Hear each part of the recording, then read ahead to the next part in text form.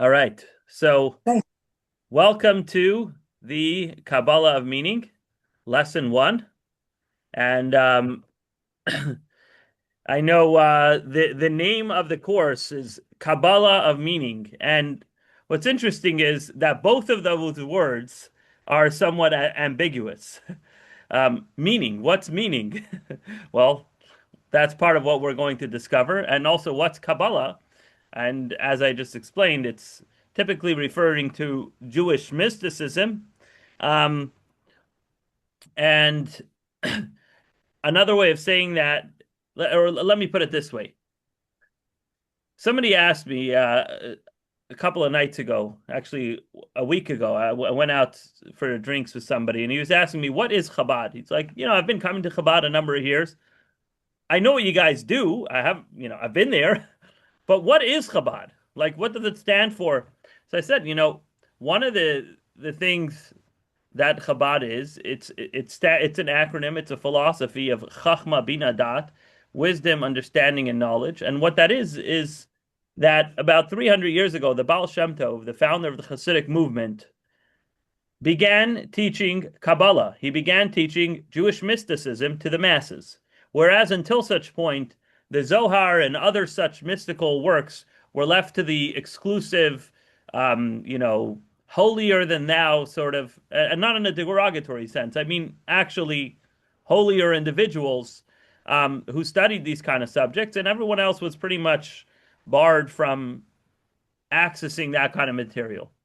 And he began sharing snippets and ideas of Kabbalah. Then came along the Alter Rebbe, who was the student of the Baal Shem Tov, and he was tasked with really teaching these Kabbalistic ideas in a tangible, intellectual, but also practical way. So, in other words, not just giving long lectures on Kabbalistic concepts, which he did plenty of, but he also primarily focused on how do these Kabbalistic ideas influence how we live our lives. And in large part, this course is about the Kabbalah of meaning. In other words, taking Kabbalah and bringing meaning to it, meaning bringing meaning into our own lives. So I think there's so much that can be discussed on this topic, but there's books in psychology that are out there on this topic on the meaning of life, not the Kabbalah of meaning. Um, but in order to get to the Kabbalah, we do have to also establish what is meaningfulness for us. And so tonight we're actually going to have less intense of a Kabbalistic exploration, although we'll have some of that, because we have to lay the groundwork for the meaning part of things, and then we'll add in more Kabbalah so that our lives get deeper and deeper and more meaningful along the way. So I want to start with the book of Ecclesiastes. I assume you have the PDF I sent out of Yes, the 34-page PDF. yes. Okay, so in the book of Ecclesiastes, which the first quote we have is here on page 3, it's from King Solomon, who is known to be the wisest man to ever live. Says that God gave him a wish, tell me what blessing, what gift do you want? And he said, I'd like wisdom. And King Solomon, it says, was the wisest man. And he wrote 3 of the canonized books of the Tanakh, of the Jewish Bible, the Torah, the Nevi'im, the prophets, and the Ketuvim, the other writings. So the 3 books he wrote were Proverbs, in Hebrew that's Mishle, Shir Hashirim, Song of Songs, which is a romance metaphor between God and the Jewish people, and Ecclesiastes, Kohelet, which is actually the final of the 3 books. The other 2, it's unclear which one he wrote first, but Ecclesiastes was the final of the 3 books that he wrote, which was canonized into the Tanakh. In other words, this was after he lived a life of wisdom and meaning and understanding and depth. This is what he compiled. If you want, at the end of this lesson, there's like a little extra reading, which gives you a little bit of a summary of the entire book of Ecclesiastes, what each chapter talks about, etc. So, um, ironically, at the end of his life, King Solomon is asking the question, what's the point of life? So let's read text one. Dr. Blitz, maybe you can start off for us Uh, you in mean English. from the PDF that you sent me? Yeah. I didn't print it out, but I have it. All right. Well, Martha, do you have it in front of you? Maybe you want to start I, with this one. I do, but I don't read Hebrew, so I can't read the It Hebrew part. it's translated in English right after. Yeah, I've got that. I can read that. Okay. So go yeah. ahead. Um, Okay, the words of, oh, go ahead. I Go ahead, can read Doctor. also now. How about Martha read this one, and I'll have the doctor read the doctor part, which is the next page. Okay. Okay. The words of Kohelet, son of David, king in Jerusalem. Futility of futilities, said Kohelet. Wait, Futility of, I'm not saying the same thing you are. I'm this is, reading. it says text one and it's on page 3. Is that correct? I'm reading on page 2, the depths of futility. You So said, so you said that's just kind of a little introduction, but we're on the page after that. Oh, text one, where it says text one in the margin. Okay. Futility of futilities, said Kohelet. Futility of futilities, all is futile. What profit has man in all his toil that he toils under the sun?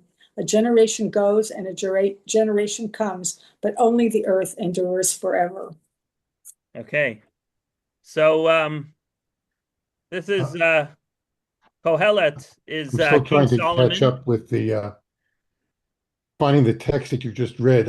It's text 2. I'm trying to. Okay, I see text No, it 3. was text one on page three, where it says Okay. all is futile. I see. At the bottom of text of page 3 is text 2.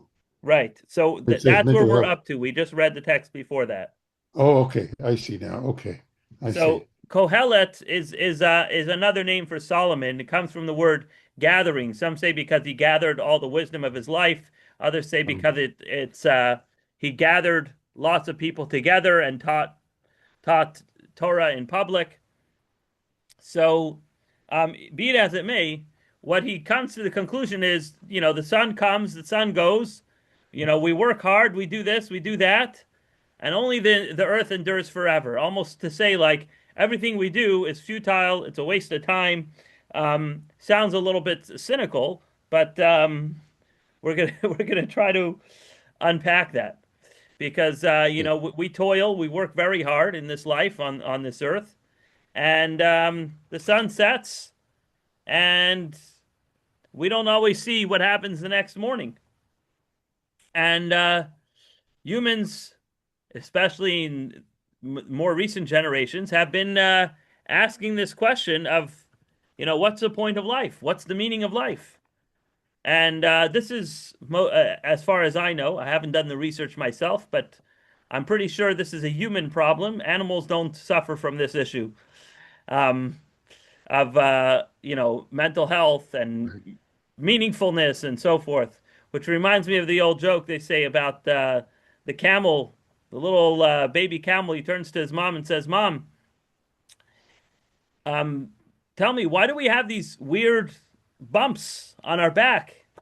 So the mom says, "My dear son, that's because we have to travel through the Sahara Desert, and in these bumps, we store a lot of fat, which keeps us moist, and that helps us stay hydrated as we go through the scorching hot sun through the Sahara Desert." The son says, Mom, I have a question. What is it? Well, our feet are these very, very coarse, very tough feet. And, it seems a little strange. I can't make sense of it. So the mom says, My dear son, because when we walk through the Sahara Desert, it could sometimes reach 130 degrees outside. The sand is even hotter than that. And in order to protect our feet, thank God we were given these feet that are specially designed to be able to handle the temperatures in the Sahara Desert. So the son turns to the mother and says, "One more question, Mom. You know, all my friends at school are making fun of me because of my eyes. I have these eyebrows, they're dipping over our eyes. I could barely see out of my eyes. And everybody makes fun of me. They tell me I should get a haircut, I should cut my eyebrows. And I'm thinking maybe what's the point of all these eyebrows? It's so weird, my friends are telling me." The mom says, "My dear son, don't be ashamed. You should know this is a special gift because when we go through that desert, the sand blows and the wind blows the sand all over the place, and we have to be able to keep on trekking and be able to see our path. And because of those eyebrows, our eyes are protected from the sand which doesn't enter our eyes. And for that, we're very grateful." And so the son says, "But mom, I have one question. Then what are we doing in the Bronx Zoo?" Very cute. So, of course, it's a joke because animals don't talk to each other about the meaning of life, right? It's a human capacity that we have to think in the abstract and to think beyond our own survival and beyond just putting bread on the table, but actually to be able to think about the finer things and the more abstract, meaningful questions that we have. Right. We shouldn't ignore those, but we should see those as a gift and something that we should explore. In fact, Carl Jung used to say that about a third of his cases are not suffering from anything clinically diagnosable, but they're just suffering from a meaninglessness and an aimlessness in life. Actually, Carl Jung said he met the Maggid of Mezrich. The Maggid of Mezrich was the teacher of the founder of Chabad, Rabbi Dov Ber of Mezrich. So he actually once wrote that lots of what I understand about the human psyche, I've studied from Rabbi Ber of Mezrich. Very interesting. But let's look at text 2 from some modern day psychologists. Her name is Lisa Miller from Columbia University, where she talks about some of the staggering statistics of today's mental health crisis. Dr. Blitz, go ahead. Okay. Depression, anxiety, and substance abuse have reached epidemic proportions globally. In 2017, 66.6 million Americans, more than half of the respondents on the National Survey on Drug Use and Health, reported binge drinking within the past month, and 20 million met the criteria for a substance use disorder. 31% of American adults will develop a full-blown anxiety disorder at some point in their lives, and 19% in any given year. The World Health Organization reports that 264 million people on the planet are depressed. Depression is the third most costly disability worldwide. Each year, 17 million American adults are depressed. Over 16% of youth and late adolescents currently face depression, and the impact of depression on suicide accounts for the second leading cause of death in adolescence, rivaled only by death by auto accident. Wow, those are some very depressing statistics. Right. I I mean, while I was aware of these problems, I wasn't quite aware of the level of these statistics, I have to say. Um, Right. By the while the way, state, just to put, not that this is great, but somebody pointed out to me that the definition of binge drinking, which sounds very commonplace, is defined as a pattern of alcohol consumption that brings a person's blood alcohol concentration to 0.08 or higher within a 2-hour period. So what was it? 66.6 million Americans have binge drinks once in the last month. It sounds like that's basically saying you had more than 2 shots in an hour within a month. So, to clarify, this isn't some like blackout drunk description. Again, it's not a healthy habit either, but just to put things into context. But yes, we see some really staggering statistics. But I'll let you finish this text. yeah. While the stakes of our mental health crisis are truly life and death, many of us also suffer from less debilitating though still painful conditions, burnout and chronic stress, trouble concentrating and connecting, loneliness and isolation, lives that are rich in many ways, yet feel somehow narrow, hollow, and cut off. Even when we experience success and satisfaction, we may sense that there's more to happiness, that life could be more joyful, rewarding, and meaningful. Yeah. I think that's So, the end of that text. Yeah, that's depressing, all that information. well, what we're as we'll see, we're going to try to figure out some solutions. The point isn't to just depress you any further. But let me just play a little video No, to. I didn't mean I was getting depressed. I meant I just wasn't aware of that level of statistics, Yeah, involving those issues. like I said, quite staggering. Right. Let's see this next little video clip. But I'll bet those statistics are better among Chabad aficionados. You never know. We live in an age of unprecedented freedom. Go anywhere, do anything, and still hollow inside. Comfort surrounds us. Warmer homes, softer beds, but comfort alone doesn't satisfy the soul. Wealth is at an all-time high. Packages always arriving. Gadgets galore, and yet so many feel empty. Security has never been higher. Passwords, alerts, cameras everywhere, and still, anxiety is at an all-time high. So if security, wealth, comfort, and freedom can't fill us, what can? Okay, so that is the question over here. Gary, who just joined, we just finished lesson 2. To put it the way Viktor Frankl used to say, he says, evermore today, people have the means to live, but no meaning to live for. So the question is, how do we get to the next slide? That's my question. Oh, there we go. That was the question I wanted to ask. How do we find meaning? So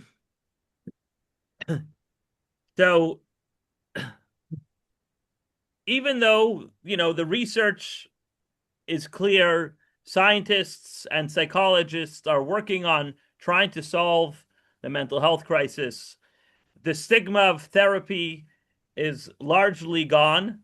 It still has some work to do, but it's not like it used to be, where it's pejorative to tell somebody, "Oh, go to therapy," but actually it's a very common thing, and support groups and things like that. All of those are great, and all of those are good, and anybody who tells you, "Oh, this is causing the crisis," I would beg to differ with them.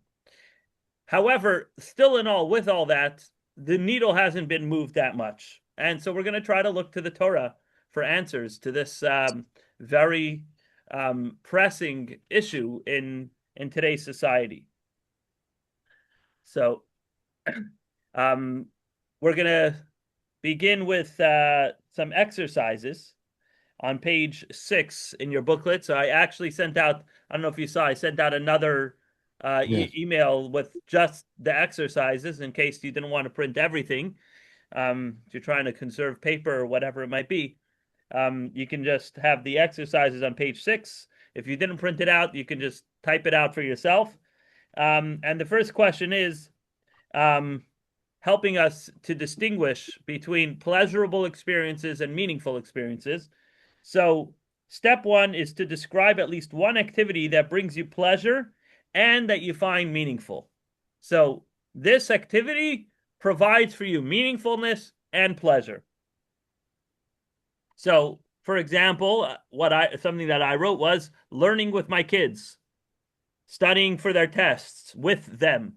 It's meaningful because I'm teaching them, I'm spending quality time with them, and it's pleasurable because it's a pleasure to see their brightness. And thank God, I'm fortunate to have bright children, in my opinion, I would say.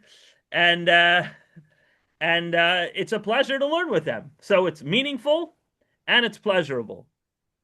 Um, but if any of you want to share an example, another example of something that's meaningful and pleasurable, go ahead. I would say similarly to you, before you said anything, I was thinking about my grandkids and Okay, interacting with them, playing with them, talking to them, reading them, seeing what their issues are. And I find that both meaningful as well as being pleasurable. amazing. That's a great example.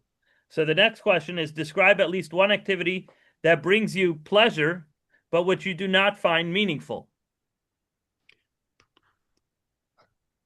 Watching a football game or baseball game. Oh, very good. And I have to admit that I got a text message from one of my friends that the game that was down 3-0, the hockey game, before I started, it actually switched to 4-3. So that was pleasurable to see. So I can show that to you right here. But Yeah. that's pleasurable, but not, sorry, skipping ahead. But it's not meaningful. It's just I do it for enjoyment. Now, what's an example of an activity that you find meaningful but which does not bring you pleasure? And this requires a little honesty, because to admit that you know that something's meaningful but yet you don't enjoy it. I've I would got say, one. Okay, let's hear from Martha. right. Well, decluttering. Decluttering. Yeah, I've lived in this house for 35 years, most of them with Frank, and we have a lot of stuff, and I need to get rid of a lot of it, including my own, not just his. And it's difficult. It's meaningful and needs to be done, but Right. it is not fun. I like that example. Mhm. Ira, do you have an example? Um, I was actually having trouble coming up with an example because the fact that it's meaningful gives me pleasure. So, I know that's why it's a tough one. I mean, I think Martha's example was a good one. I hadn't thought Right. of that, but I can understand it. I'll tell you an example that came up last night in class, in the in-person class, and that is um, prayer. Prayer could be meaningful, but it's not always pleasurable. Now, we can work to change that. And hopefully, by having Kabbalah in our meaning, by having deeper wisdom and deeper understanding of meaningfulness, hopefully we can bring ourselves to a point where we enjoy it too. But de facto, I mean, or just by default, not everything that's meaningful is pleasurable. It should be, right? As Dr. Blitz said, it should be, but it isn't always the case. So what's in what would be an interesting study is to figure out what's the common denominator between all the things that we find meaningful. And we're gonna see how there's certain foundational things that help us find meaningfulness.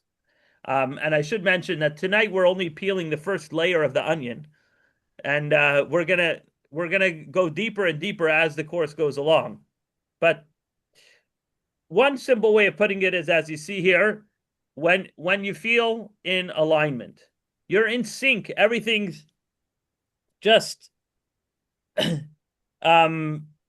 complete, settled. You're in a state of homeostasis, and we're aligned with our core. Those things we find meaningful. When we're misaligned, when we feel like we don't really belong here, there's a certain sense of emptiness. Now, take for example, an artist who is a creative and likes to come up with new ideas and write scripts or draw art or create music, whatever it might be, and they're sitting in an office from 9 to 5, or they're stacking shelves in a grocery store. Not that there's anything wrong with those jobs, but for that person, it doesn't feel like they're aligned with their personality. They feel misaligned, and so there can be a feeling of emptiness. And so oftentimes when people are coming to a therapist or a rabbi or a friend and they're saying, look, I feel empty in life, a lot of that has to do with the work that the work environment that they're in. They feel like they're misaligned. And so in order for us to feel meaningful, the work that we do has to be in alignment with our disposition, with our personality. And this is how we really get to our core. When we're aligned with our core of who we are, then we feel meaningful. And so when we, another way of looking at that is, or phrasing that is, if we are doing things that give us a sense of meaning, whatever that is subjectively to each and every one of us, that's some clues as to who we are at our core. Now, this is kind of a general framework for humans in general, that humans need to feel in alignment with their core in order to feel meaningful. As we'll see when we go through the later lessons, especially 3, 4, and 5, where we talk about specific character traits or specific times, mundane tasks that we always do, and how those can also be meaningful, then we start to see how my personal individual life is actually deeply meaningful. But before we get to me and myself and you and yourself and your individual life, we have to understand the human psyche in general, as a whole, as a species. What is a human? How does Torah, how does Jewish mysticism see what a human being is? So to understand that, we're going to turn to the laws of battlefield ethics. Gary, if you have the text and you're able to read, Which let us page are we know. If on? not, we'll go to the next person. Text 3 on page 7. Okay.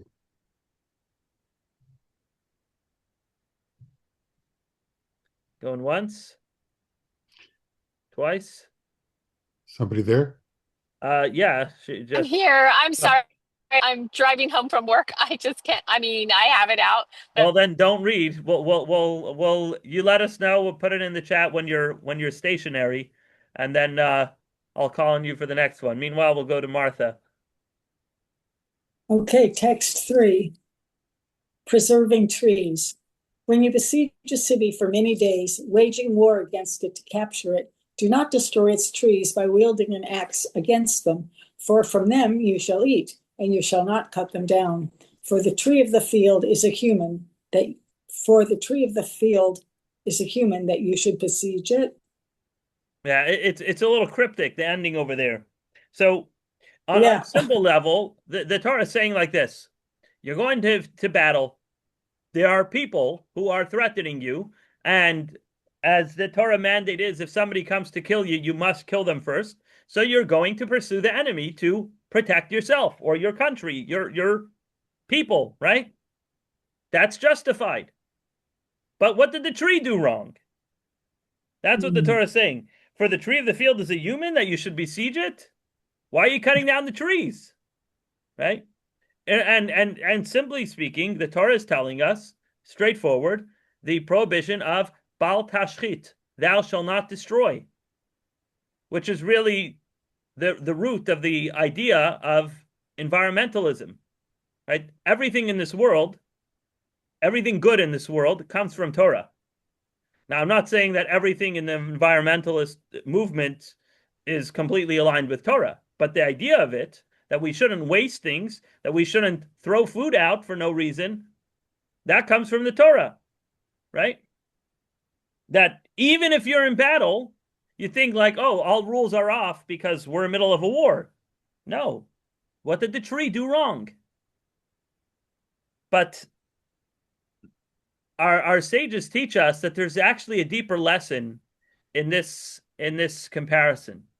In other words, from the fact that the Torah tells us a tree is not a human, And so therefore, don't kill it because it's not a human. So you're saying that it might be a human? You're saying that I might have thought it was a human? And our sages teach us that, yes, exactly that.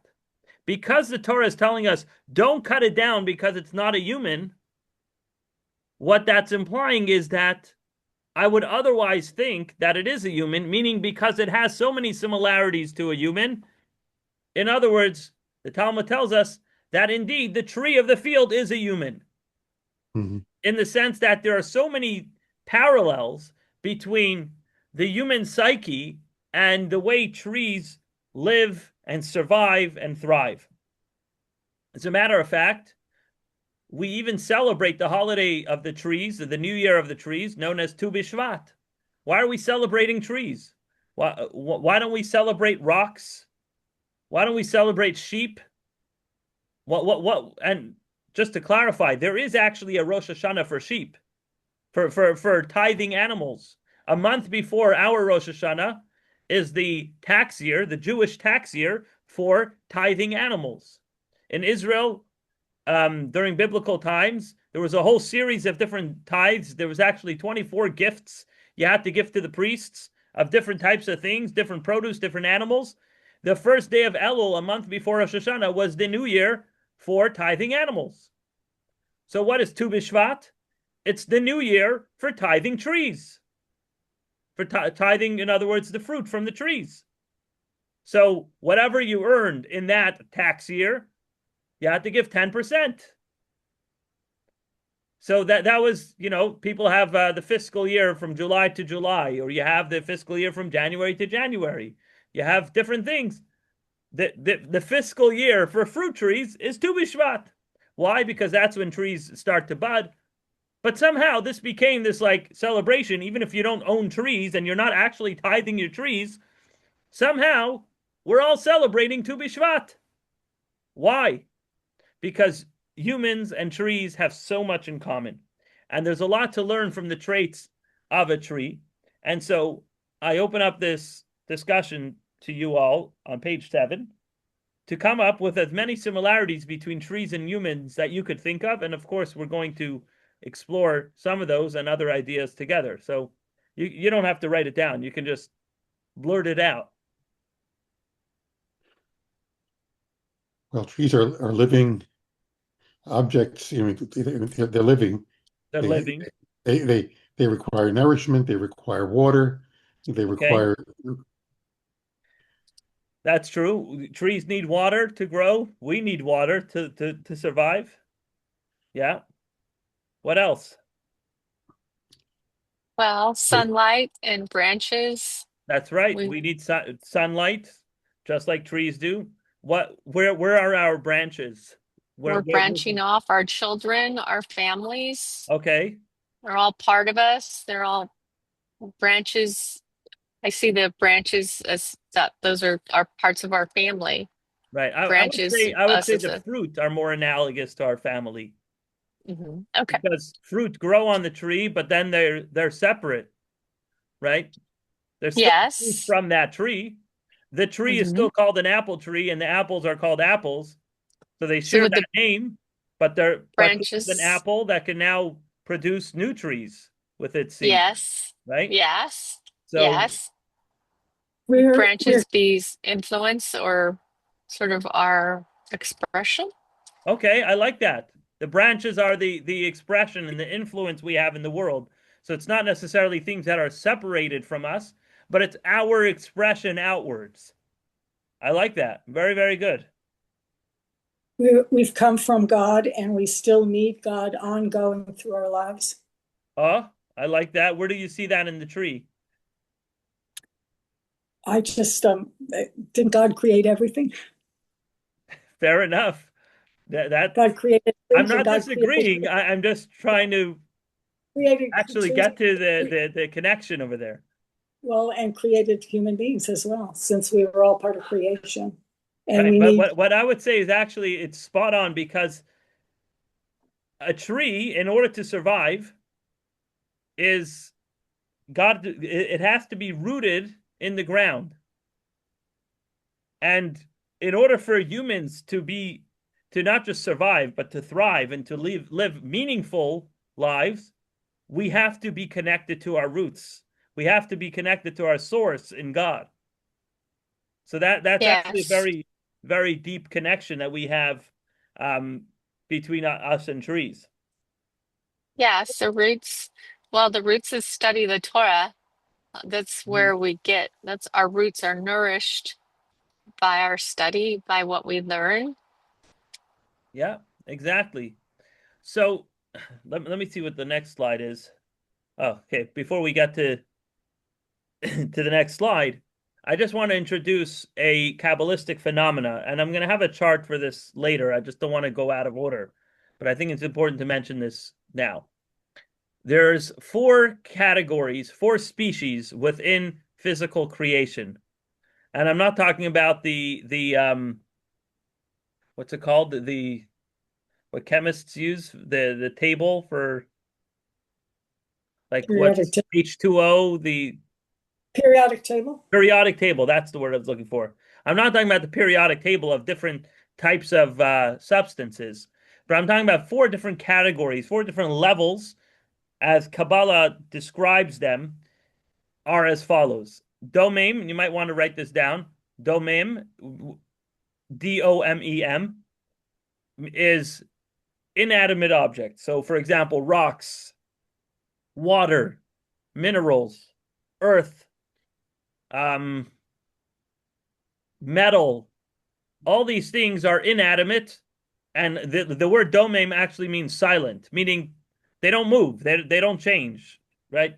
I mean, water flows, but in essence, it stays in one place. Then the next level is tzomeach. I would spell that TZO MEACH. Tzomeach means things that grow, and that means trees, plants, all sorts of vegetation. The next level up is called chai, which means life, things that are alive, things that are not necessarily connected to the ground but are alive, including mosquitoes and cows and tigers and birds and fish, all sorts of living creatures, whatever they may be. And then the fourth level, the highest level of them all, is the medaber. Medaber means the one who speaks, meaning the human being. Okay? So all four of these things actually come from the earth. They come from the domain. Things that grow from the inanimate. They grow from the earth. Living things, cows, need to eat grass, which comes from the earth. Humans, pardon to the vegetarians in the crowd, can eat animals, which eat grass, which comes from the dirt. Right? So we all come from the dirt. Or even if you skip the animals, we also eat vegetation, which comes from the earth. Right? So we're all from the earth, but what's unique is that the tree doesn't depart from the earth. The tree remains connected to the earth. And also trees, proper trees, can't grow in flower pots. They have to actually grow in the ground. Tomatoes, maybe you can grow in a flower pot. You can't grow a tree, a fruit tree, in a flower pot, at least not for long, right? So a tree is the definition, the quintessential being that's connected to its roots. And in that sense, humans are compared to trees because we don't wander away from our core identity. And when we do, that's when we start to feel aimless and meaninglessness because we're not rooted in who we are. We're misaligned with our core self. So when we're aligned with our core self, we're healthy, we're natural, we're normal, we're productive. And that brings me to the next thing, which is number one is a tree doesn't wander from its roots. But as we'll go through the lesson, we're going to cover four topics, and that is the tree has growth, productivity, giving, and relationships. You have those characteristics also mentioned in your book on page 8. Yeah.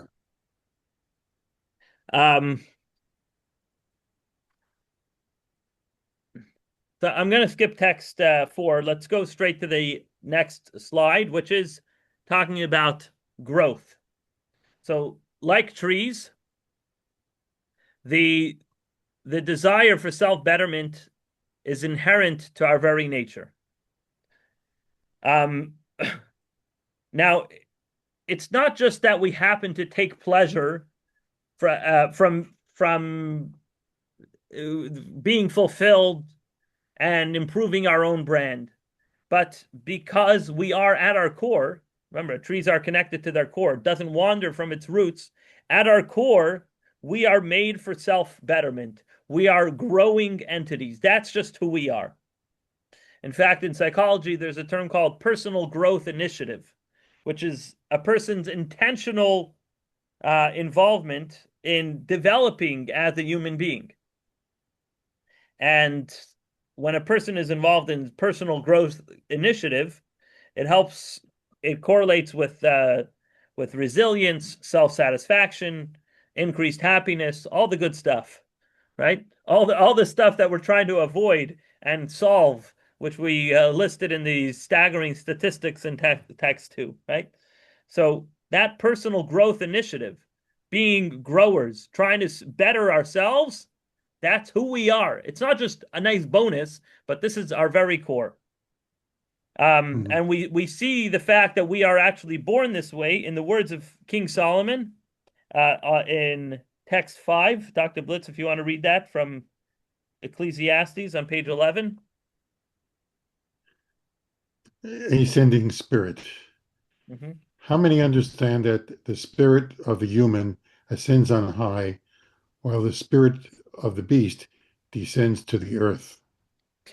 Okay, so like a tree, we're growing upwards, and we're always looking to become better.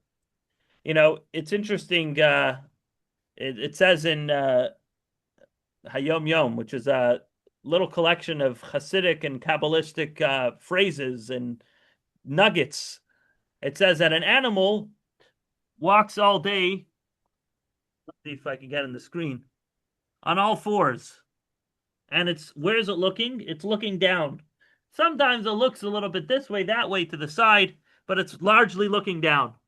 A person has the opportunity to look straight ahead and see upward naturally. Doesn't have to strain his head to look upwards, right? So it's natural for a person to be growing.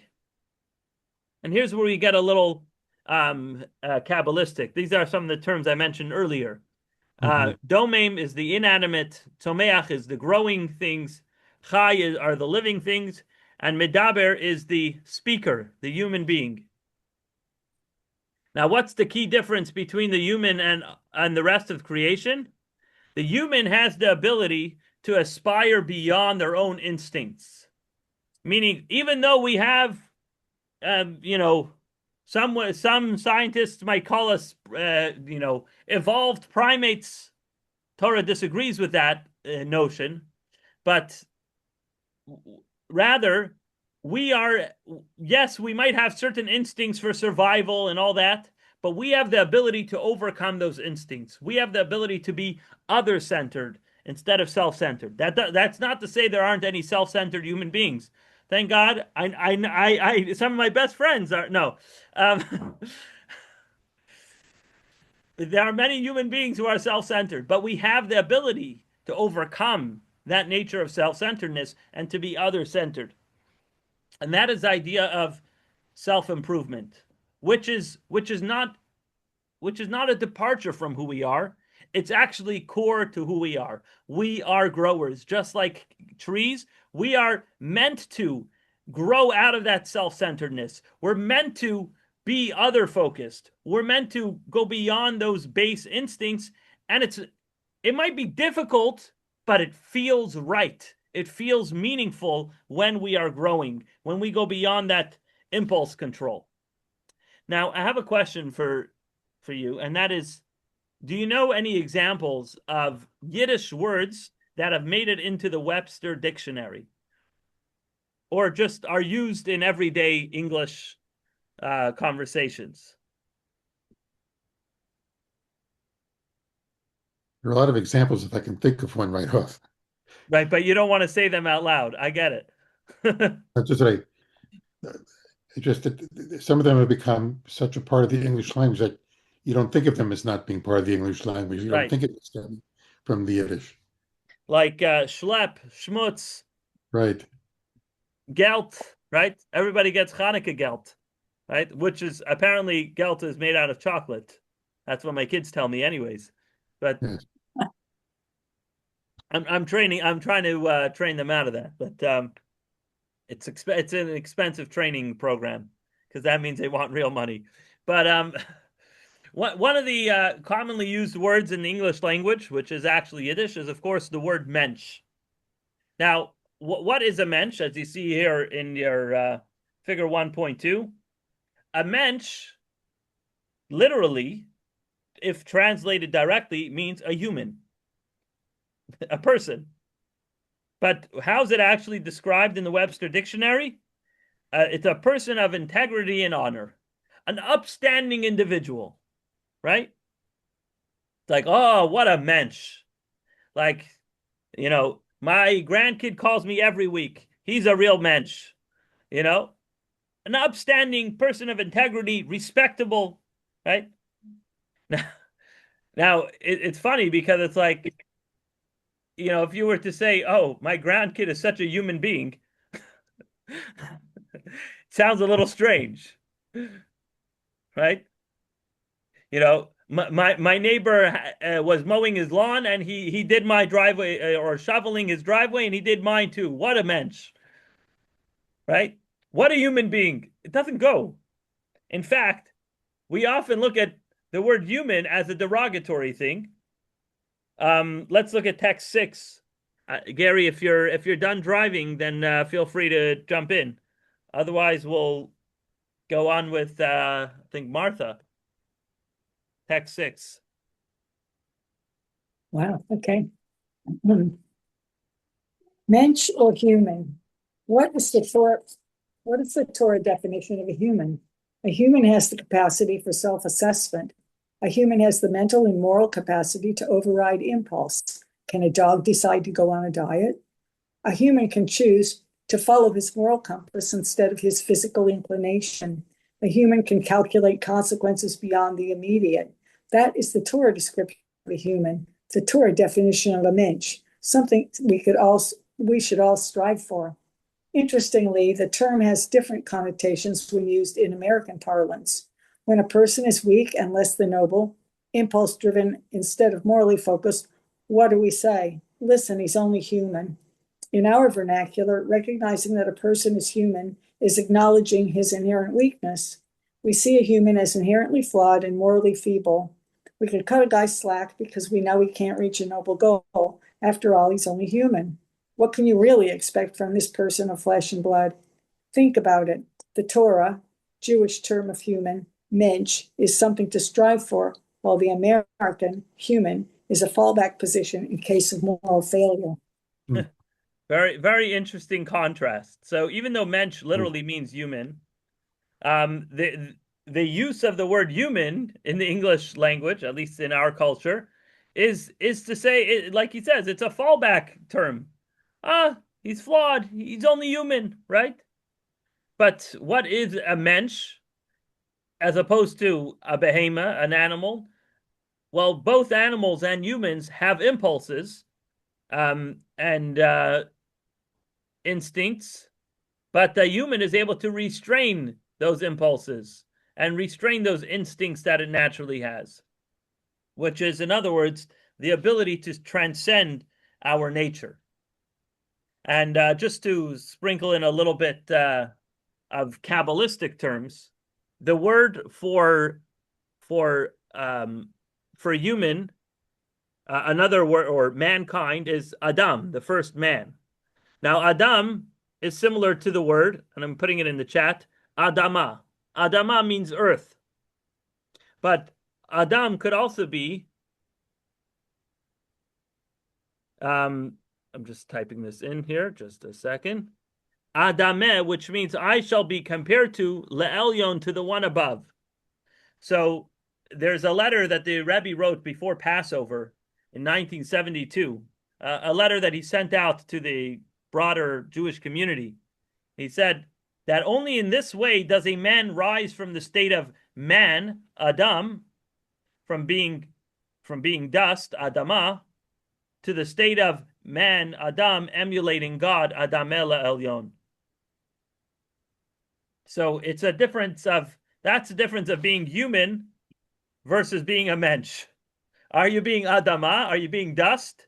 Or are you being compared to the one above? Are we living up to our status as being created in the image of God? That's really the key difference here. Yeah. I have a question about the slide that's up right now. Mm-hmm. The ability to transcend our nature. Are we saying that this is something that will occur naturally if we're a mensch, that'll occur naturally, or is it something we need to be taught? Because in at least my experience and having a couple of kids, they have to be taught how to share. It doesn't come naturally. You have to actually show them and teach them. So, you're right. It does have to be taught, and not just taught, but the person has to be willing and wanting to work on that. And the teacher has to also demonstrate it. Right. But it's the same way humans have the ability to balance. But if you put a 7-year-old on a bicycle, they're not going to know how to balance. But once they figure it out, it just feels right. It's like, what do you mean? You just put your 2 feet on the pedals and you start riding, right? It's aligned, quite literally, right? You're not falling this way and that way. Yeah, as children, we need to be taught those skills.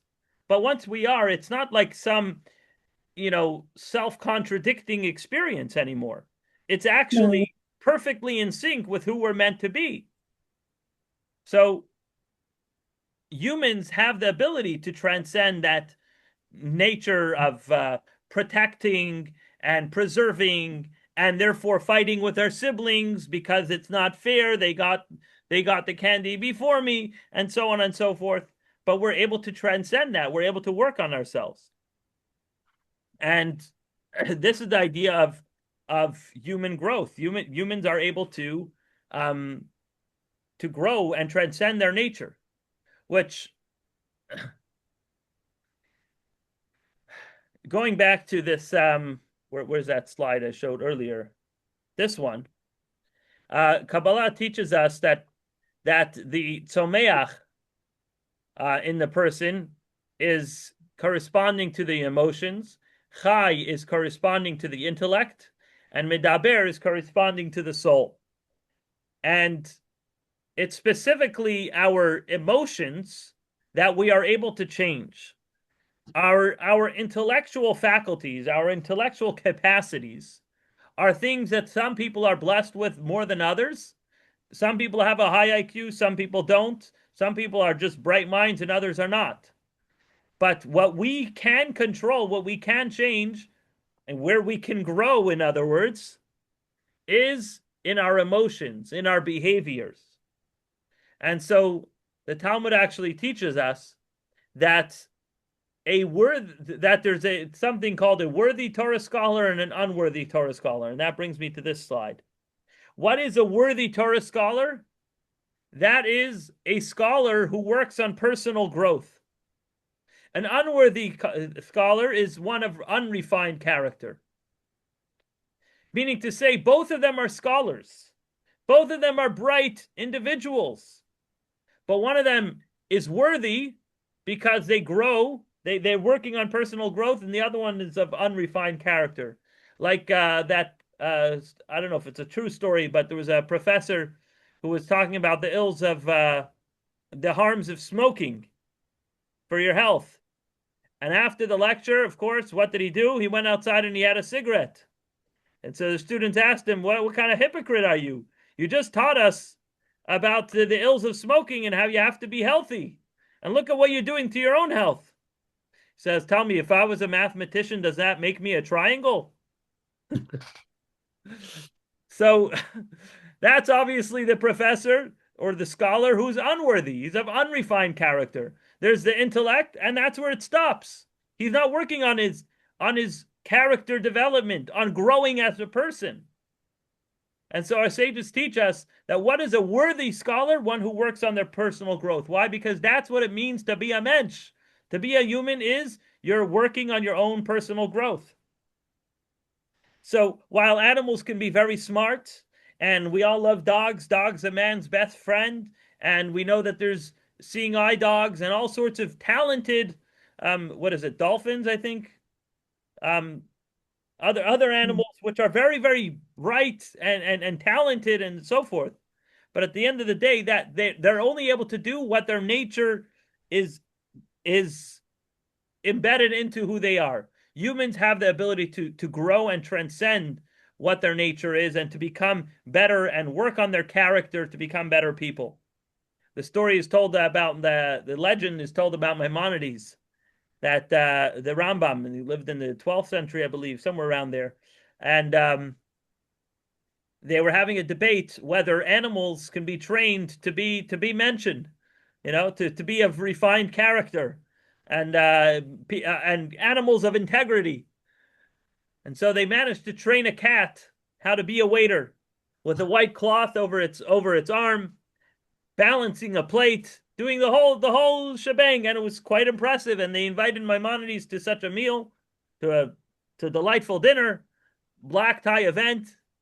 Maybe it was a black bow tie event, I'm not sure.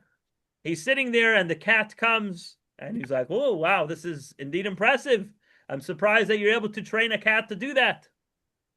And they're all, feeling proud of themselves. And Maimonides does one little trick. He pulls out a rat from his pocket and throws it on the floor. And as you can all imagine, the cat was back to being a cat. So the moral of the story is the difference between humans and animals is that we're able to grow, we're able to transcend our nature, we're able to be mentioned.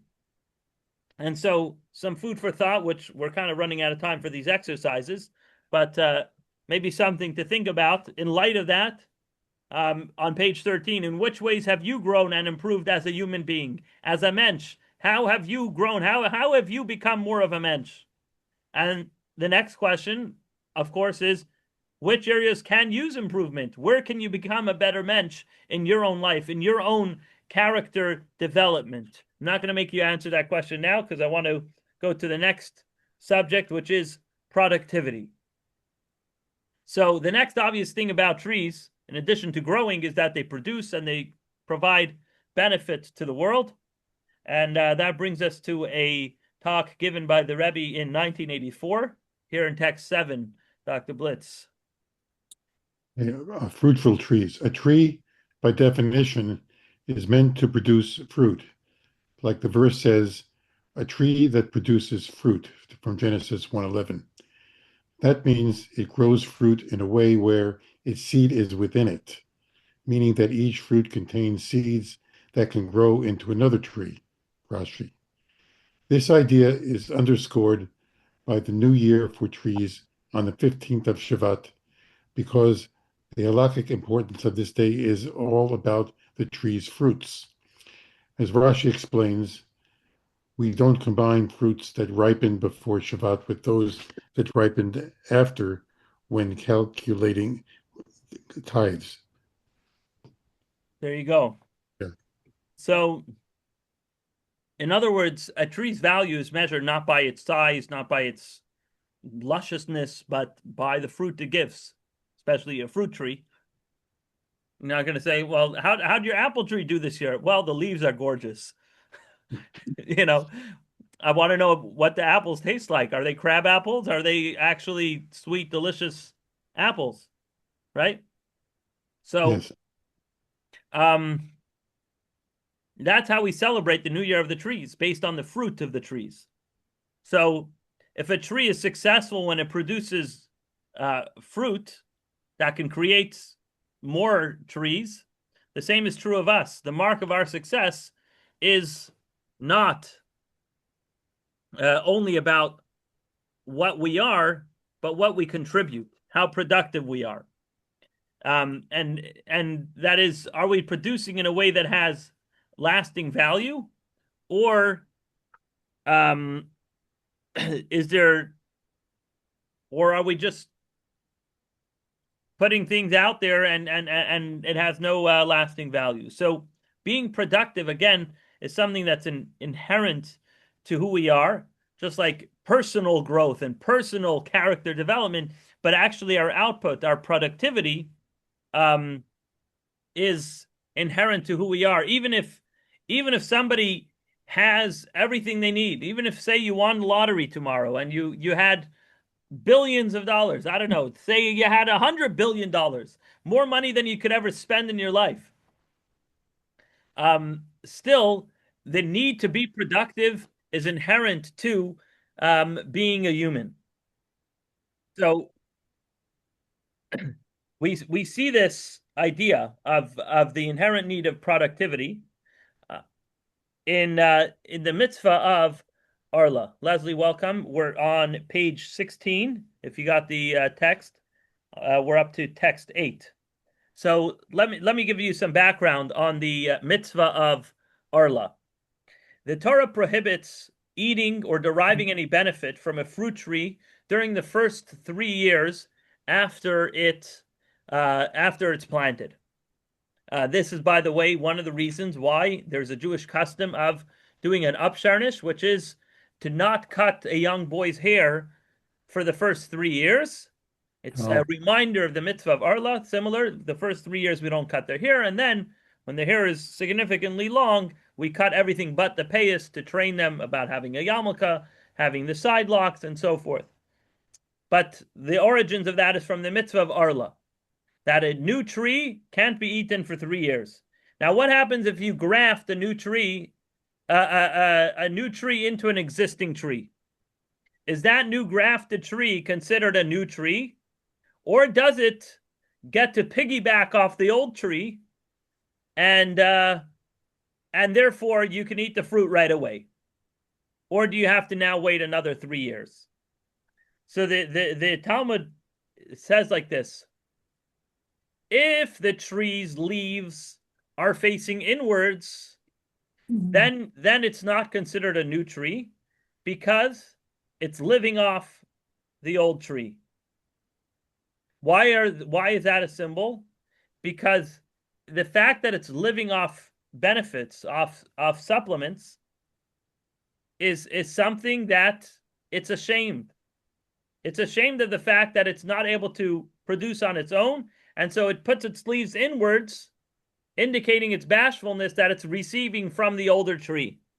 But if the leaves are outwards, that shows on the fact that it's a new self-sustaining tree, and therefore the leaves outwards is an indicator that it's self-sustaining, because a self-sustaining tree is proud of itself, and it's proud to show its wings, proud to show its leaves, because it has no shame. Which, of course, the parallel with that to the human is obvious. We all feel useful and meaningful and productive when we are producing on our own, not when we're receiving from others. Now, again, this is not a slight, God forbid, on anyone who does need to receive from others, and we should have compassion and kindness and offer dignity to those who are in such a position. But it's also at the same time a recognition of what they're going through, to say that that person may not even ask you for what they need. Maybe they're holding their leaves inwards because they're ashamed of the fact that they have to rely on somebody else, just like a tree. And so we see that parallel once again, that a tree has a natural, again, it's not about convincing the tree to act this way. It's natural to the tree to want to be self-sufficient, to want to be productive. It's natural for a human to want to feel productive. Let's see this in, where are we at? In text 8. Leslie, do you have the text with you? I don't. Okay. I'll email to you again so you can follow as we go along. But Okay, let's thank you. continue with Martha, if you want to read for us text 8. Sure. How can one determine whether the young tree is self-reliant? Rabbi Bibi said in the name of Rabbi Hanina, if the leaves of the young tree are turned inward toward itself, one may be sure that it lives from the old one. If the leaves are turned toward the old tree, or make sure that the young one is self-sustaining. Rabbi Yudan Bar Hanan said, "Here is a sign. One who eats from their friend is ashamed to look at them." Okay. So what the first rabbi is saying is that here's just a matter of fact. This is just how they grow. Before it's fully grafted, its leaves are inwards. After it's fully grafted, its leaves are outwards. But the second rabbi is saying that we see this as a metaphor for the human who acts in this way as well. So here you have the grafted tree. Does Arla apply to a grafted tree? And the answer is that if it's reliant on the old tree, you'll see its leaves facing inwards. If it's self-reliant, its leaves will be facing outwards. And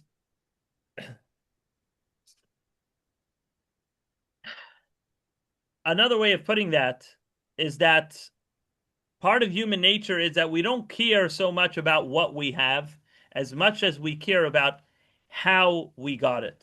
Because deep down, we want to be creators. We don't want to just be recipients from others. And when we rely on others too heavily, even if they give very generously, it causes a sense of shame and a lack of dignity.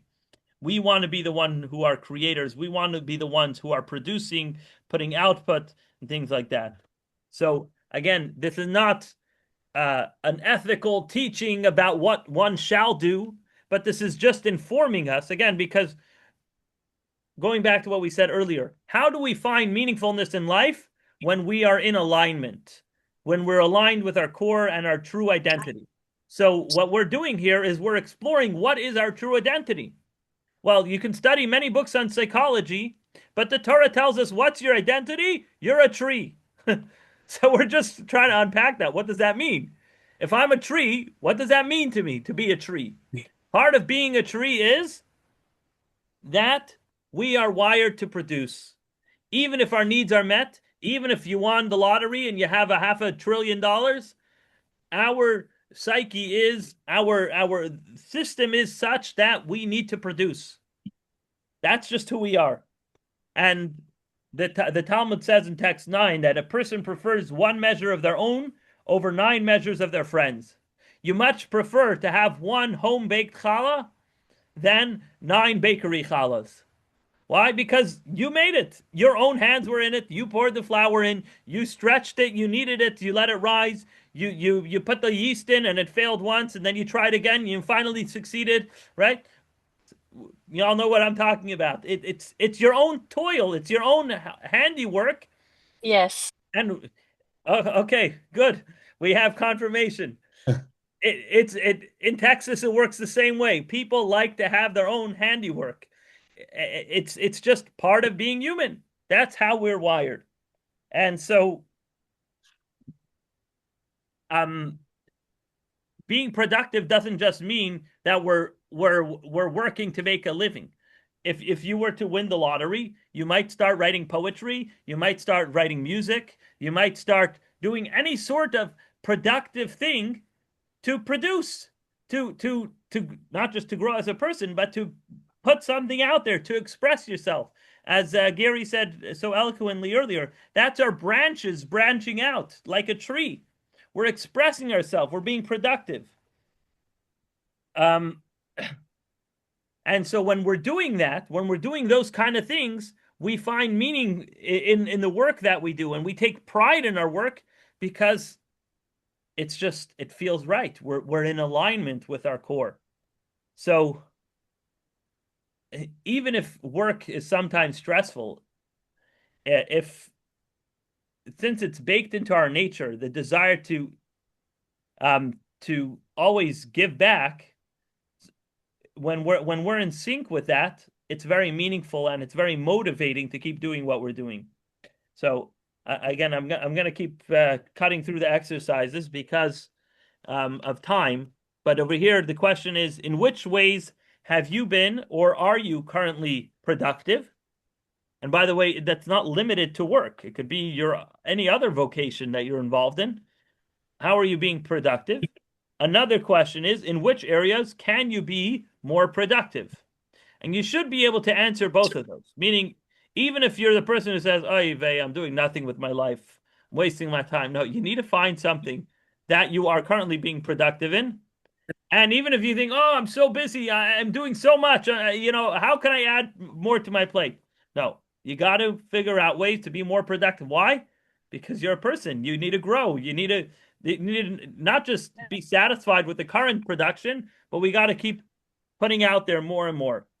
I think the third question is kind of a repeat of the second one. So we'll move on to the next lesson from trees, and that is helping others. So there were two rabbis, Rabbi Nachman and Rabbi Yitzchak. Rabbi Nachman lived in Babylonia. Rabbi Yitzchak lived in Israel.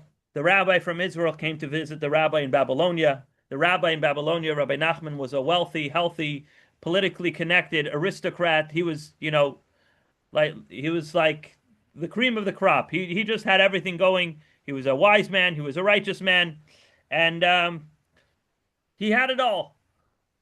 And they dined together, and of course they were studying Torah together. And before they left each other, before Rabbi Yitzchak went back to Israel, Rabbi Nachman turned to Rabbi Yitzchak. Again, Rabbi Nachman is this, be all, have it all rabbi. He turns to his colleague, Rabbi Yitzchak, and he says, "Why don't you give me a blessing?" So that brings us to text 10. See how that went. Leslie, do you have the text with you yet? No, I'm with my dad. I'm just hanging out with my dad listening. Okay, Sorry. got it. Right. Kind of in the background, no problem. All right, Dr. Blitz, text 10. Rabbi Yes, Steifel. offspring like you. It's a class. He's doing a class right now, and it's nice. When they were taking leave of one another, Rabbi Nachman said to Rabbi Yitzchak, "Master, give me a blessing." Rabbi Yitzchak said to him, "I will tell you a parable. This situation is comparable to one who was walking through a desert and who was hungry, tired, and thirsty. He found a tree whose fruits were sweet and whose shade was pleasant, and a stream of water flowed beneath it. He ate from the fruits of the tree, drank from the water in the stream, and sat in the shade of the tree. When he wished to leave, he said, 'Tree, tree, with what shall I bless you? If I say to you that your fruits should be sweet, your fruits are already sweet. If I say that your shade should be pleasant, your shade is already pleasant. If I say that a stream of water should flow beneath you, a stream of water already flows beneath you. Rather, I will bless you as follows. May it be God's will that all saplings that they plant from you be like you. So it is with you. With what shall I bless you? If I bless you with Torah, you already have Torah. If I bless you with wealth, you already have wealth. If I bless you with children, you already have children. Rather, may it be God's will that your offspring shall be like you." Okay. So basically he's saying you're like the tree that has everything going for itself. It has the stream, it has the water, Right. it's just, you have it all. When am I going to bless you? You know what the ultimate blessing is? I hope your kids turn out just like you. Right? So what just like a tree, the ultimate blessing for the tree is that it should produce fruit that can make many more trees similar to it. The same is true with humans. And although we emphasize that growth is important, self-improvement, that is important to humans. And while that's meaningful, it's not enough to just grow as ourselves, because even if we reach the status of Reb Nachman, we still need to be productive. The next blessing is to have children that'll be like us, to have output. And while that's also productive and meaningful, it's important that we, while being, I'm sorry, I lost my train of thought.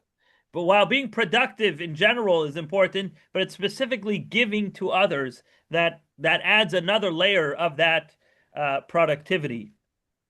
There's a couple of PhDs over here that talk about the idea of existential mattering and how the research aligns with this idea, I want to just try to get to some of the points since we're short on time.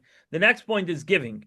Like trees, we have an innate desire to give, and we can only feel fulfilled when we are benefiting the world around us.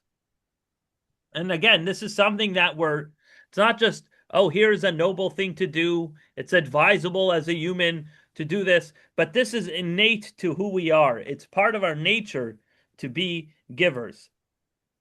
And text 11 agrees with this, I think, with this idea, but this is something that Judaism has known all along. And I have to say, in general, a lot of these ideas of modern psychology, if you look deep into Jewish wisdom and Kabbalistic wisdom, there's a lot of depth of understanding the human psyche from a lot of these ancient texts. So here's another example of that. And that is in the human nature to want to give. The story is that Rabbi Akiva, who is a famous Tanaic sage from about 2,000 years ago, the Romans outlawed the study of Torah, and Rabbi Akiva was arrested and put in jail for studying Torah. In fact, he later was tortured to death by the Romans, combing the skin off his terrible things. But while he was in jail, his student, Rabbi Shimon Bar Yochai, whose yahrzeit we commemorate on Lag BaOmer, Rabbi Shimon Bar Yochai comes to visit his teacher in jail. And he asked Rabbi Akiva, will you please teach me Torah? I miss studying Torah from you. Rabbi Akiva tells him, like, you know why I'm here. I'm here for that very reason, I don't want to get you into trouble. But he says, trust me, I want to teach you. And here's the analogy he gives in text 12. Sorry, I know I'm skipping ahead a little bit. Rabbi Akiva responded, my son, more than the calf desires to nurse, the cow wants to give milk. The cow needs to lactate. Rabbi Akiva, you don't understand. It's painful for me to hold this in, to not teach you. So I don't need any convincing to spend time teaching you. Right? And that is, again, something that's inherent to our human nature, just like trees, which produce and give to others. They provide shade, they give fruit. Humans have that nature as well. I have to say this is very relatable because I often get these very timid and apologetic requests. Rabbi, do you think we can do a class on this? Do you think you can spend some time studying with me? And I'm like, what do you think I'm here for? I don't know what you thought a rabbi was for, but I'm here to teach. I'm here to spend time with the community, I'm always boggled by the timidness of some people. I'm not trying to criticize anybody over here. I think people are just trying to be respectful. I get that, but really, don't deprive me of the ability to teach. I want to do this. I love what I'm doing. I relate to Rabbi Akiva in that way. But the truth is, it's not just me. This is a human natural feature, which is that we want to be givers. And the truth of the matter is, this is not just in teaching. It's in philanthropy, in being donors, in being givers, in being providers, whatever it might be. That is natural to being a human. We feel good when we give to others. And socialism, as idealistic as it might be, where everybody just has everything and there's no poor people, not that that ever happened, but theoretically, if there were to be no poor people and there were no billionaires, but everybody just had, just enough money to live off, everybody got a house and a car and a factory producing food all day and all night, shouldn't we all be happy? No. In fact, King David wanted to implement socialism, not actually in a political sense, but in an idealistic sense. He had this conversation with God Almighty here in text 13. Who we up to? Somebody wants to read? I'll I read. can, who's going to read? Oh, go ahead. All right. In equitable kindness, King David said to God, Master of the universe, establish equity in your world by making rich and poor the same. God replied, If such were the case, who would preserve kindness and truth? If all were rich and all were poor, who would be able to do acts of kindness? So, in other words, what God is saying is that if everyone had everything, who would you exhibit kindness to? What we're doing is we're flipping the script. We think intuitively that the reason why we have to give tzedakah, the reason why we have to be charitable and kind to others, is because there's a lack of something. Oh, there's poor people out there. Now let me start figuring out my accounting and seeing maybe I have room to give to other people. No, that's actually not very natural to who we are. What's natural to who we are is I made all this money. I just got a paycheck. What am I going to keep it all for myself? That's so boring. That's so empty. In fact, they've done studies on when somebody got when a company gave out a bonus around the holidays or whatever, and they did a study on those people who spent the bonus on themselves, on their own vacation or whatever. They were less happy than those who either spent it on their family, on their children, their grandchildren, gave it to charity, helped someone in need, helped a friend. Those people were much happier. Why? Because that's natural to who we are.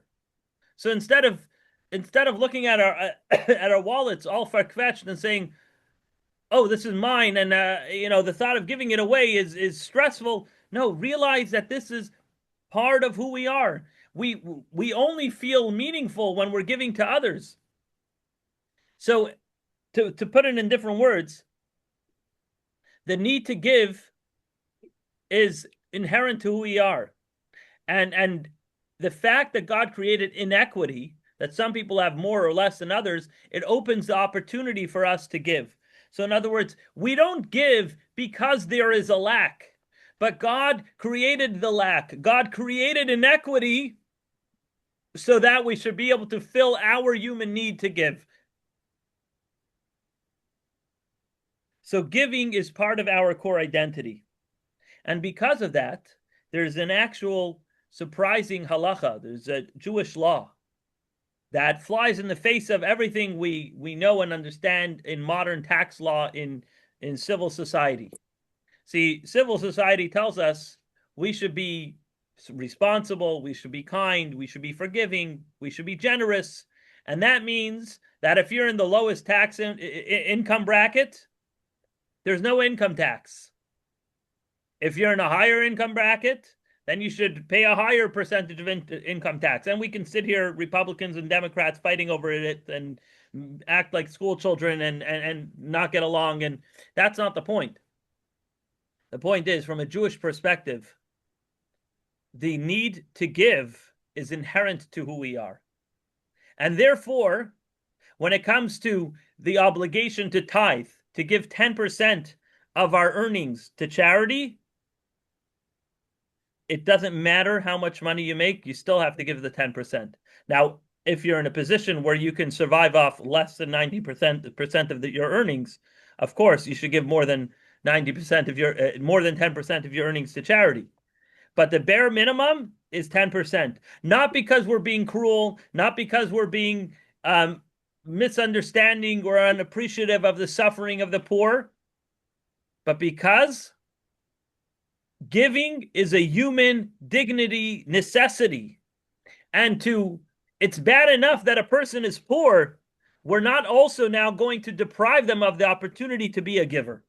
So we're giving the poor person the opportunity and the human need to give to others. So yes, a person could be living off $1,000 a month. You have to give $100 to charity. But how am I going to pay my rent? Okay, we'll figure it out. We're a community. We're going to help each other. There's a food bank. There's this. There's what we'll figure out an assistance program for that. But off the top, you give away 10%. Why? because that is a human need. It's part of our dignity. And yes, sometimes it's very difficult. Some months we're pressed, we're hard for cash, and Torah tells us this is who you are. This is part of being a mensch, part of being a human being, part of being a tree, as we said. A human is a tree of the field, is to be givers. And that restores our dignity. And by the way, when that person who's giving the $100 off the $1,000 check he gets gives away that $100, and then they get a thank you letter that says thank you for your generous contribution of $100, they feel like a mensch. Oh, I'm a respectable human being. And that gives them a lot more joy than whatever else they might have spent it on. And again, that's not to say that as a community we should forget about these people, but the halacha tells every individual to give from their earnings because that is part of a human need, and that actually helps our happiness. It boosts our joy when we are in line and aligned and in sync with who we are as people. So again, a little exercise, food for thought on page 23. In which ways have you been or are you currently helping others spiritually, emotionally, financially? And then in which areas can you increase your giving? Again, whatever that might be, spiritually, emotionally, financially, educationally, just to help us be more aligned and more, in Hebrew it's called miyushivdik, settled, content. Homeostasis is by being givers. And the final lesson about relationships is the idea of having the final idea of that we learn from trees is having relationships. I said that sentence out of order. Let me start with saying this. Has anybody here visited the California redwoods in Northern California? No. Yes. Okay. Now, what's unique about the California redwoods? Very tall. They're Very tall, very wide. They're very They're wide. very wide. Okay, And I haven't been there myself, so and very old. they're very old. They last for a very long time. They're enduring, right? So now let me ask you about last I checked, the California redwoods are somewhere an average of like 300 feet tall. Is that about right? Okay. Yeah. For argument's sake, let's say they're 300 feet tall. Do you have any idea how deep their roots are in the ground? How many feet vertically do their roots go into the ground?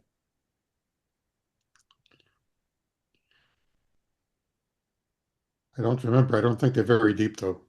They're not, that's correct. They're not very deep. They go about 13 to 15 feet deep, which proportionately, that's not very deep. You'd think if a 100-foot tree goes 10 feet in the ground, then a 300-foot tree should be 30 feet in the ground, right?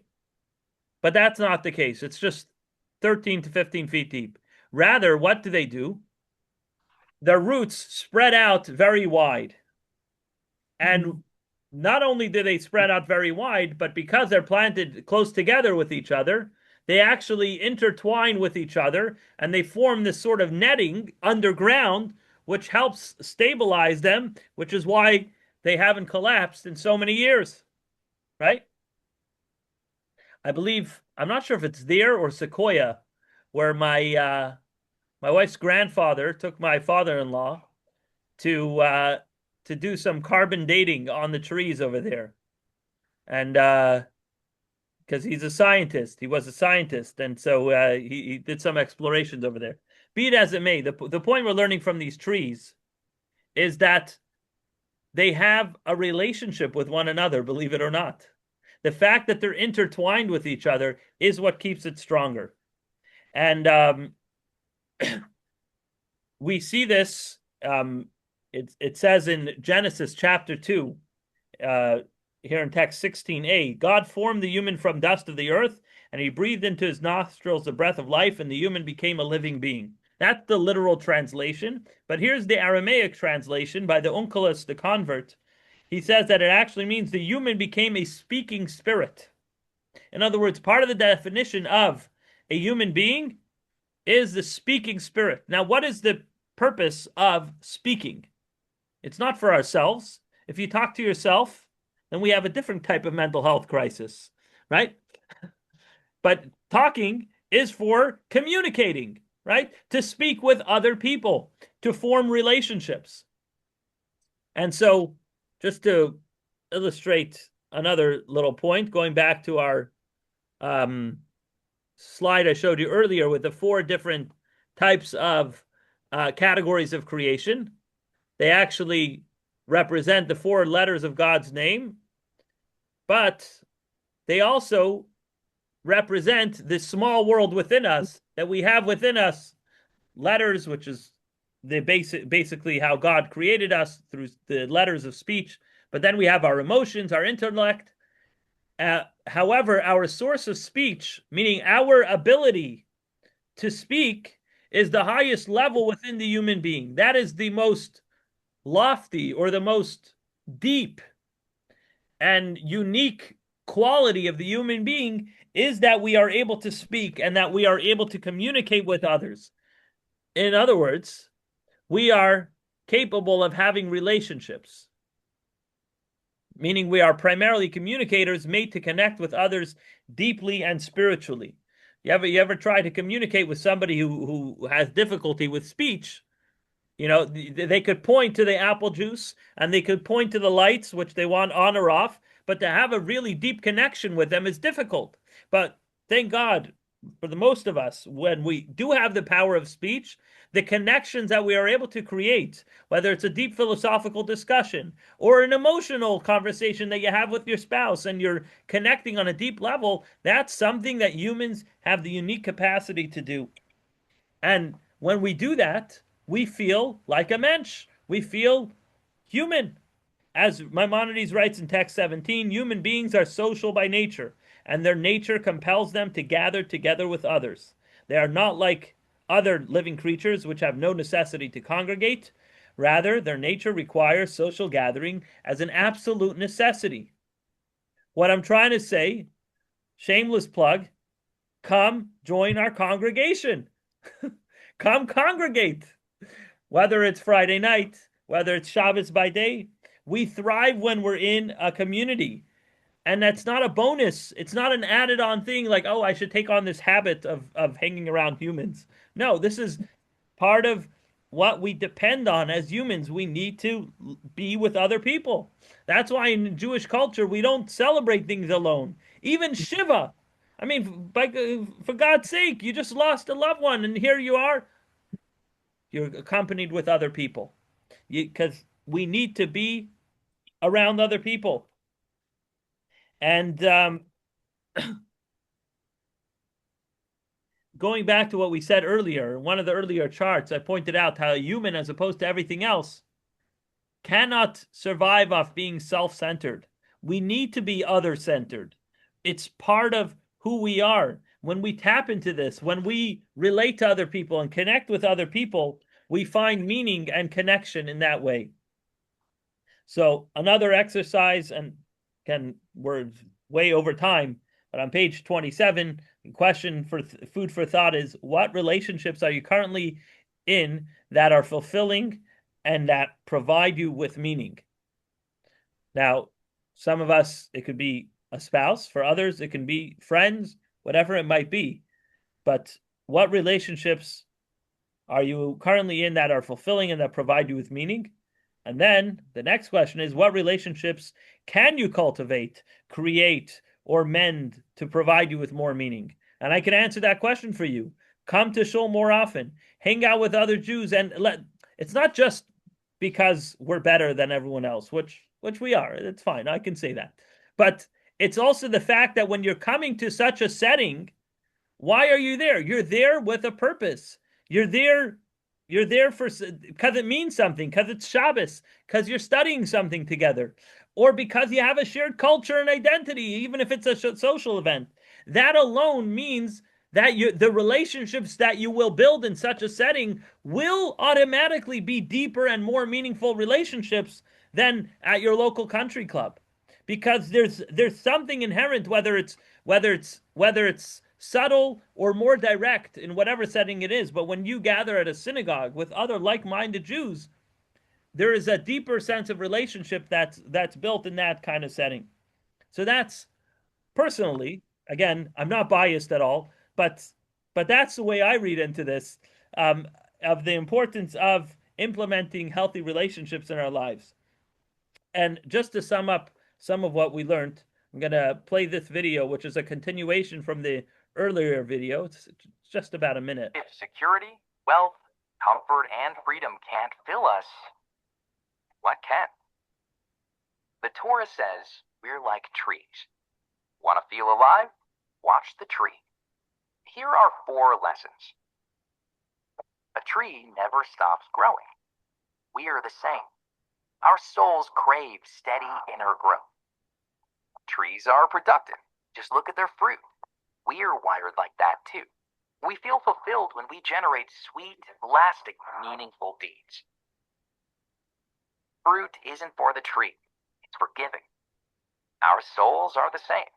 We feel deep joy specifically when we share and care. A tree intertwines its roots with other trees, lending each other support. We need that too. Relationships are our source of strength. True freedom is growth. True comfort is productivity. True wealth is giving. True security is in relationships. So feed your soul and watch your life bloom. Okay. See? If security. Okay. So what we've discovered here is that meaning is found when we're aligned with our core human capacity for growth, for productivity, for giving, for relationships. But as King Solomon wrote, what profit has man in all his toil under the sun?